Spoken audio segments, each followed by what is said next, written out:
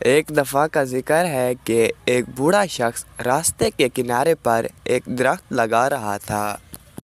وہاں سے ایک نوجوان گزرا۔ بابا کو درخت لگاتے دیکھ کر وہ ہنسا اور بولا، ارے بابا، آپ یہ درخت کیوں لگا رہے ہیں؟ اس کے پھل آنے تک شاید آپ زندہ نہیں رہیں گے۔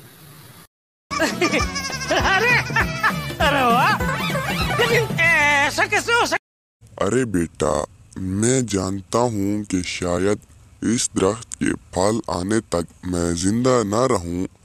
میں تو یہ درخت اپنی آنے والی نسل کے لیے لگا رہا ہوں۔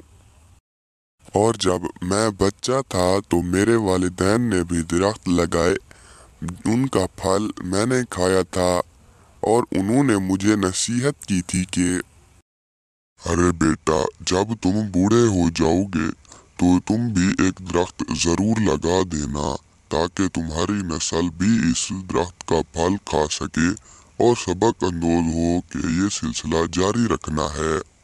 اور اب میری باری ہے کہ میں درخت لگاؤں اور آنے والی نسل اس درخت کے پھل کا مزہ لے سکے۔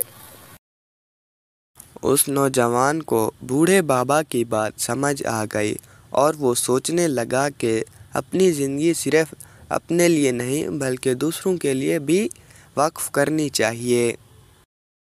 دوستو، ہمیں اس کہانی سے یہ سبق ملتا ہے کہ ہمیں دوسروں کے بھی کام آنا چاہیے۔ ہمارے پاس اگر کچھ ہو تو دوسروں سے مل بانٹ کر کھانا چاہیے، تاکہ ہمارے آنے والی نسلیں